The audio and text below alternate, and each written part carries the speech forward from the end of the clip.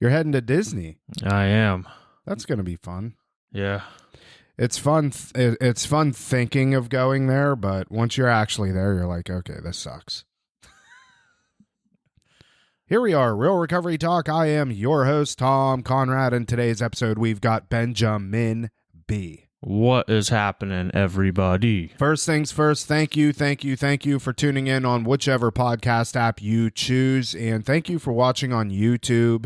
And in the end, if you have any comments, questions, or concerns, you could always reach out to us, Tom at realrecoverytalk.com and Ben at realrecoverytalk.com. And ultimately, what we're trying to do is help you turn your mess into your message. That is right, huh, Ben? It is. And if you want to discuss a situation, and I want to say this real quick because I feel like sometimes there's hesitancy for people to reach out like, oh, maybe they can't help me with this specific situation or whatever the case is.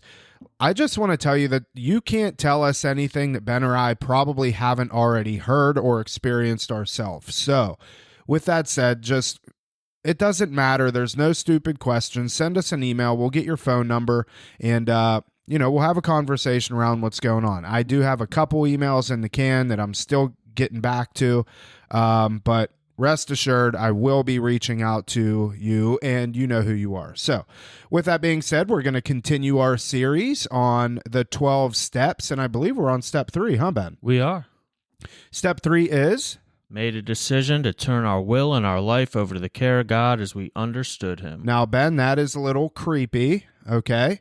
It is. I don't want to turn my will over. I hardly even believe in a higher power, Ben. What do you mean by turn my will over? Good question, Tom. First of all, let me come out and say it like I do every time.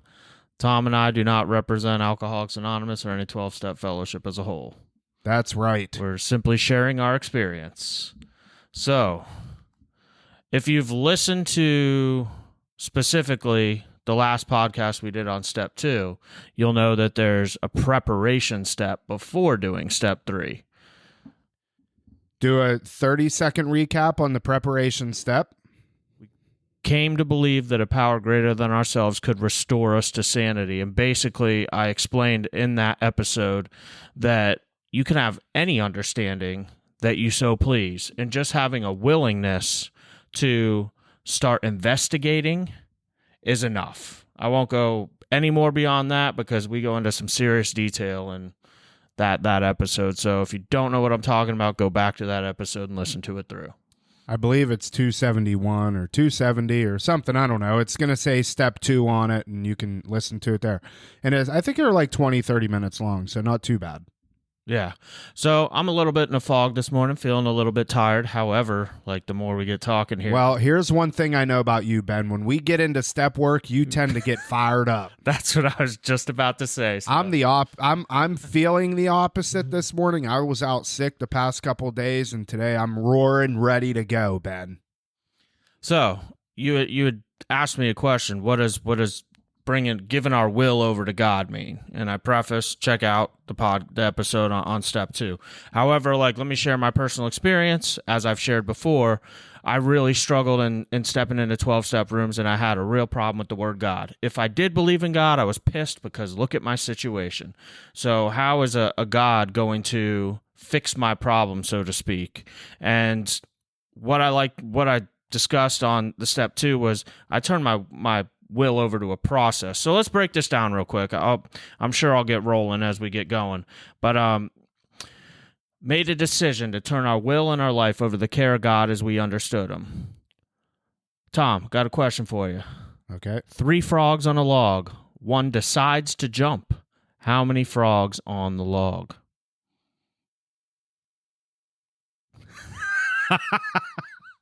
The puzzle. Well, did the frog jump off? You just said the frog jumped. Was it a vertical jump and he landed back on the log, or did he fall off? Let me ask again. Okay. 3 frogs on a log.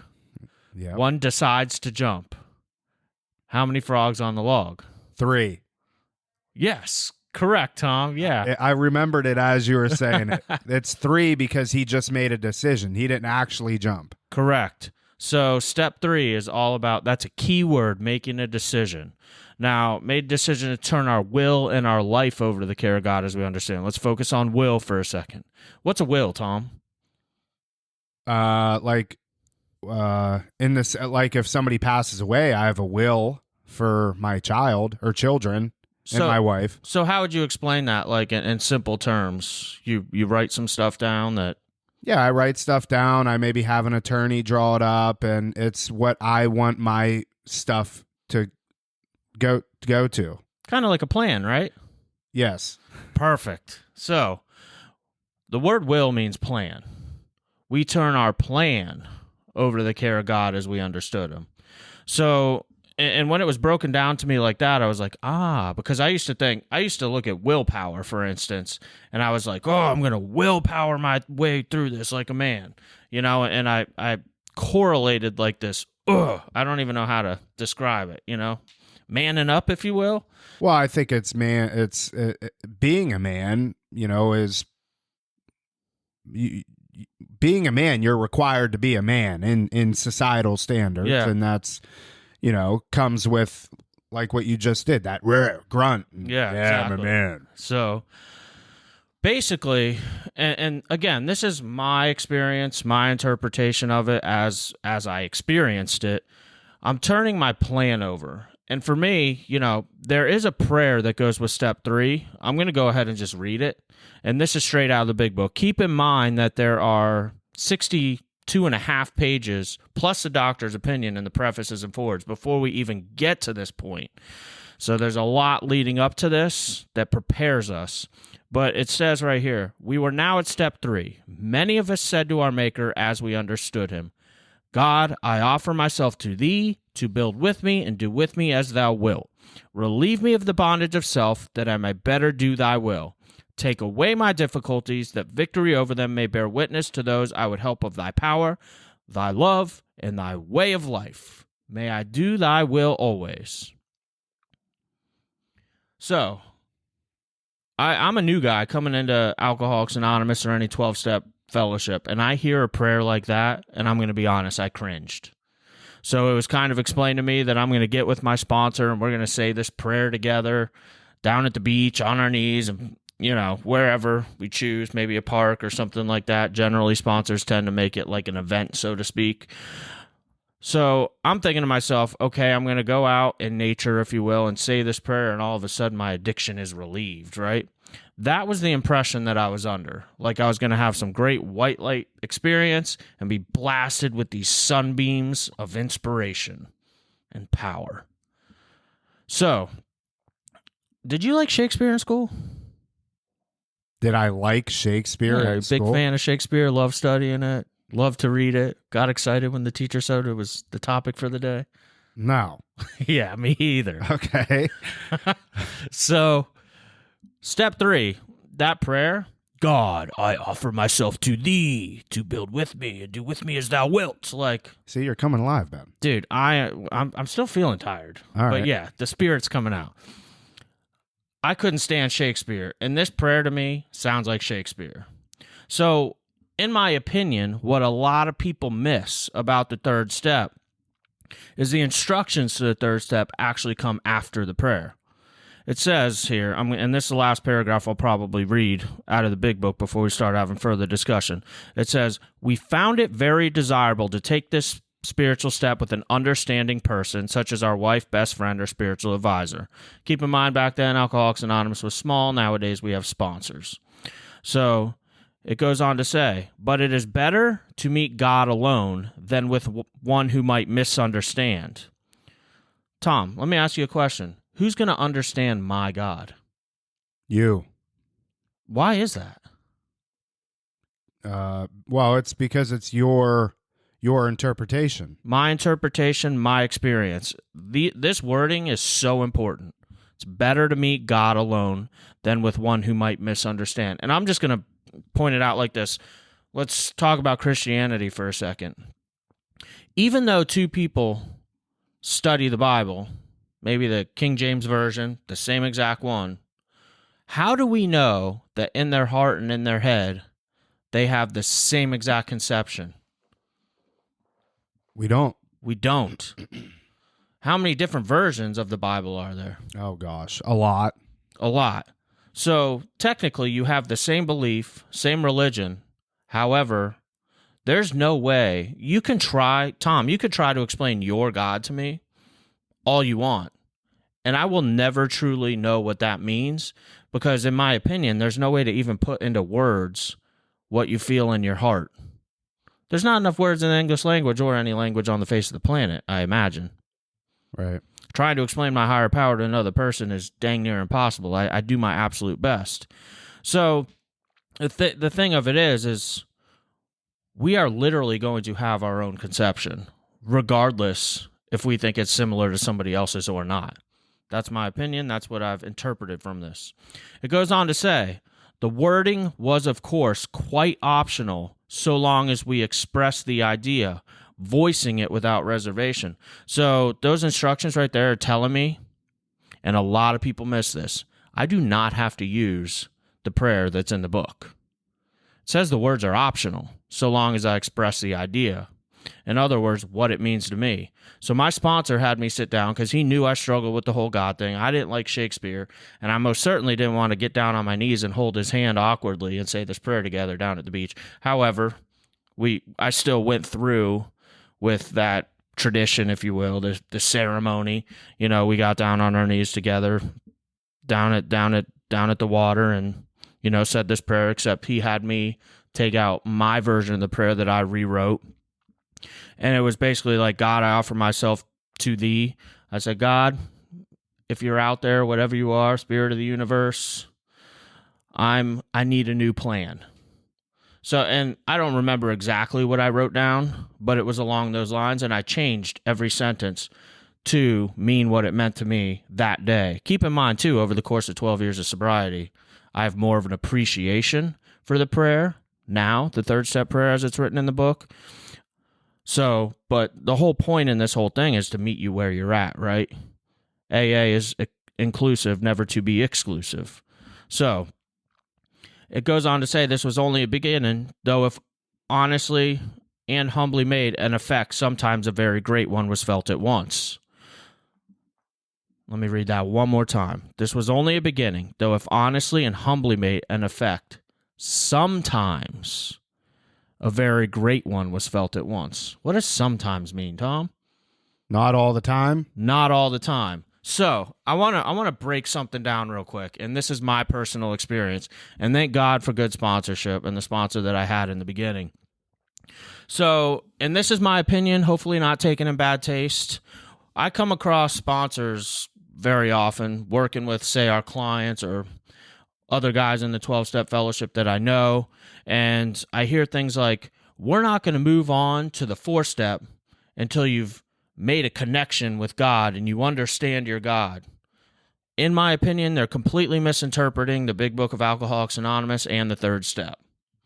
Nowhere in there does it say you find God in the 3rd step. It says sometimes an effect, a great one, was had at once. But let's keep in mind, I just want to throw this out there. It is a 12-step program to finding a power greater than yourself, not a 3-step program. See what I'm saying? Mm-hmm. So part of my experience that I want to share as well, again, I reiterate, I still didn't want anything to do with the God thing. So we discussed will as being a plan, right?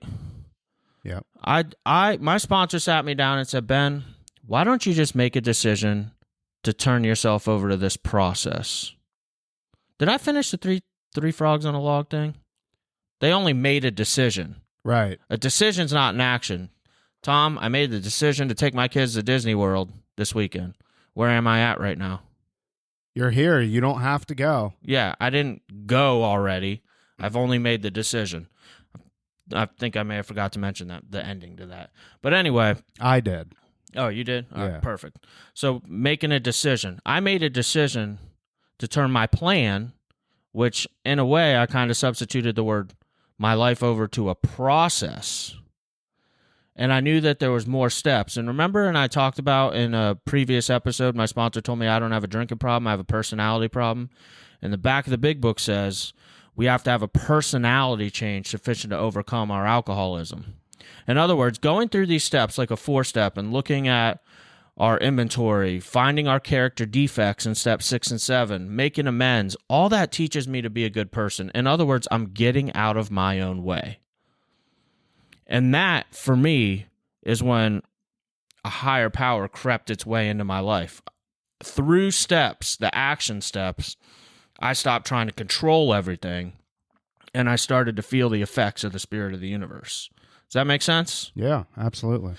So I think, in my opinion, I reiterate, sometimes there's a little bit too much emphasis that someone's supposed to have this white light moment for the 3rd step, and all of a sudden your life is in a new direction.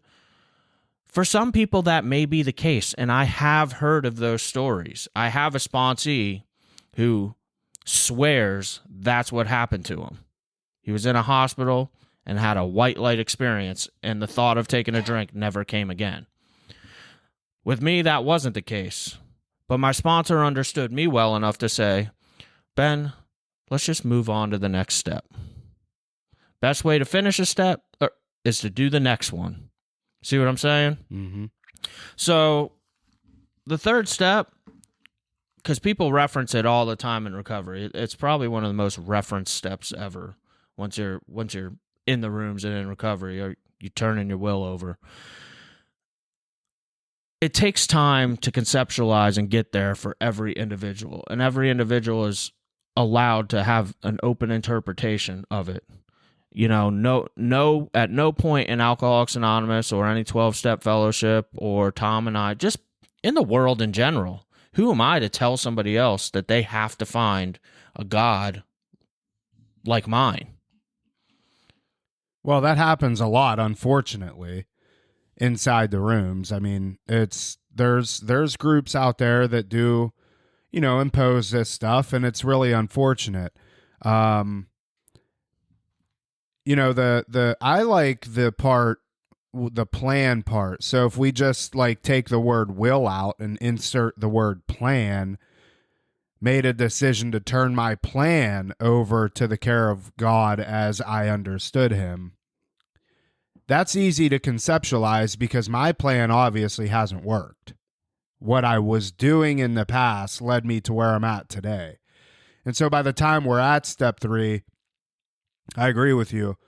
Most people aren't going to have a white light experience or have some sort of aha moment or something like that. Now, people that have religious backgrounds and spiritual backgrounds and maybe a foundation of faith coming into it, this could be a little bit easier. But for those that don't, this is just something that, and even referencing the rooms, okay, if you're one of those types that, God, good orderly direction, group of drunks, made a decision to turn my plan over to the other dudes that are sitting in these seats that have been sober for multiple years, and I'm going to do what they say. There's some good stuff to go off of right there. Let me touch on the plan thing real quick, and then we'll come back around to that. So Alcoholics Anonymous 12 steps, or any 12-step program, provides a plan. In step 1, we decide we have a problem. Step 3, we decide to start a new plan. Step 4, we take an inventory of ourselves and our handicaps, identify in 6 and 7 our shortcomings. We make amends in 8 and 9, and then we go on to step 12 and help other people. That's a pretty good plan. So I just wanted to touch on that. That's basically the plan, if you will. I never sat down and thought I'm going to sit down and take an inventory of myself and figure out where I need to improve. Very few people on the face of the planet sit down and write stuff out like that. But with that being said, what was the other part you just brought up? Made a decision to, it was the group of drunks. Oh, group of drunks. Yeah. Group of drunks. That's all you needed to say. So another thing that I often hear times, and I understand this because there's a chapter in here, chapter 2, it's called There's a Solution. It tells us that we can't rely on people to stay sober. You can't rely on the fellowship, basically, is the verbiage it uses. Now, I understand that. Because Tom and I have talked about this all the time. If you're a parent out there, I can't force Tom to be sober. I don't have the power to make Tom be sober. short of chaining him up to a wall and, bringing all his meals to him and giving him a mattress on the floor. Like, there's no way for me to keep Tom sober. With that being said, I oftentimes hear folks in the room say, because people, God, God, group of drunks, Tom just mentioned that. Good orderly direction, God again. So people often in the rooms will say, oh, well, you can't rely on people. How can a group of drunks help you with this? I'm going to turn that back around on them and say, we talked about this on the last podcast and the one previous. God is either everything or else he is nothing. So for me, I believe God plays a part in everything. And I believe God puts certain people in my life at certain times when I need them there. Now, if we're looking for a power greater than ourselves, if I don't have an understanding of any kind of higher power or God, if I walked into a room of Alcoholics Anonymous and picked a fist fight with everybody in that room, there's probably 50 people in there. Are they a power greater than me? Yep. I'm probably going to get my butt kicked, right? So that gets me by, and there's nothing wrong with that, because I am also a firm believer. One of the topics that I ask about in group a lot of time, because clients ask this all the time, and sponsees, how do I decipher my will from God's will? I could tell, and when I ask that question to the group, a lot of times the people will be like, well, I pray on it. I'm like, well, how do you pray? Well, I get on my knees and ask. I'm like, at some point, I get on my knees and I'm praying, and God's voice starts to sound an awful lot like Ben. How do I differentiate in my head what's God and what's not? And this is where I bring people into it. I can go to Tom with the problem and say, hey, man, I got this going on at home or at work, and this is going on. Here's the problem. Here's maybe what I want to do about it. Tom, do you think that's a good idea? What would you do? And Tom gives me some feedback. I trust Tom because Tom's also 12 years sober. He's got a higher power. He's got his life together. He's someone that I know cares about me. He's going to give me good guidance. And I don't just bring it to Tom. My sponsor would have me bring any problem to 3 other people, for instance, and see what their suggestions on the situation is. So, again, like, bringing people into it, it drives me crazy when old timers tell newcomers, well, you got to bring it to God, and people don't count. The people in the rooms can't be a power greater than yourself. I'm calling BS. And don't get me wrong, again, like, step 2 is, and this is what step 2 is all about, again, is having a starting point to grow from. You have to start somewhere. No matter how simple the conception might be, a starting point is all you need. And then you grow from there. For Tom and I, we've grown over the last 12 years to understand God as we understand him now, but that took time. Because I want to touch on the next part here of the 3rd step in particular. I'll read the whole thing again. Made a decision to turn our will and our lives over to the care of God. And then in spaghetti letters, also known as italices, it says, as we understood him. My sponsor said, Ben, what if that said, as we misunderstood him? In other words, the reason it says, as we understood him, and the reason they put it in italices is because we might not understand very well, but it's telling us by italices that that's okay. Does that make sense? Yeah. So whatever your understanding is, whether anybody else accepts your understanding or not, does not matter. What does it mean to you? And that's what the 3rd step is all about. What does this mean to you? I think that's a good ending spot, Ben. I think you did really good. Do you have anything else you'd like to share? I'm sure there's like a million more things I could say about it, but let's keep it simple. We're pressed for time this morning, too. We got a gentleman graduating this morning that's been absolutely pivotal in our community. It's Brave. And Brave was on a few episodes ago, and he's heading back to where, Illinois or Indiana? Chicago. Yeah. Chicago, Illinois, yep.